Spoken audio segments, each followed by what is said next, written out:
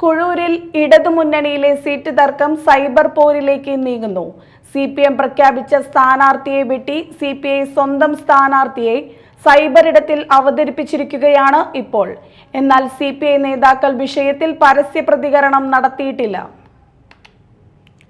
CPM CPI പോര് കുഴൂരിൽ എല്ലാ സീമകളും കടന്ന് സൈബർ ഇടത്തിൽ കൊഴുക്കുകയാണ്. ആകെ 15 വാർഡുകളുള്ള പഞ്ചായത്തിൽ 16 വാർഡുകളിലേക്കാണ് CPM സ്ഥാനാർത്ഥികളെ പ്രഖ്യാപിച്ചിട്ടുള്ളത്.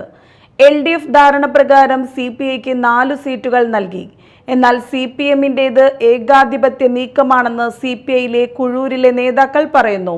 ശക്തമായ വിയോജിപ്പാണ് CPI കുഴൂർ ഘടകം പ്രകടിപ്പിക്കുന്നത്.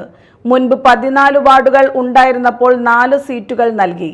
ഇപ്പോൾ 15 വാർഡുകളായി പഞ്ചായത്തിലെ ഭരണശേഷി ഉയർന്നപ്പോൾ കൂടുതലായി ലഭിച്ച ഒരു സീറ്റ് CPM കൈയടക്കിയതാണ് CPIയെ പ്രകോപിപ്പിക്കുന്നത്. നിലവിലെ ബ്ലോക്ക് പഞ്ചായത്ത് അംഗത്തെ വാർഡ് 11 സ്ഥാനാർത്ഥിയാക്കിയ CPMന്റെ നടപടിയിൽ കടുത്ത അമർഷമാണ് CPIക്കുള്ളത്. CPM സ്ഥാനാർത്ഥിയായ ഷിജി യാക്കോബിനെതിരെ AISF നേതാവായ രമ്യ ശ്രീജേഷിനെ അവതരിപ്പിച്ചാണ് CPI സൈബറിടങ്ങളിൽ പ്രചരണം ശക്തമാക്കുന്നത്. ഒടുവിൽ CPMന്റെ ഒത്തുതീർപ്പ് ഫോർമുലയ്ക്ക് മുന്നിൽ മുട്ടുമടക്കുമെങ്കിലും അണികൾ വിഷയം ഗൗരവമായി എടുക്കുന്നുണ്ട് എന്നതാണ് പരസ്യ പ്രതികരണങ്ങളിൽ നിന്നും വ്യക്തമാകുന്നത്. അതേസമയം കോൺഗ്രസ് കുഴൂരിൽ സ്ഥാനാർത്ഥികളെ പ്രഖ്യാപിച്ച് പ്രചരണം തുടങ്ങിക്കഴിഞ്ഞു. Media time Mala.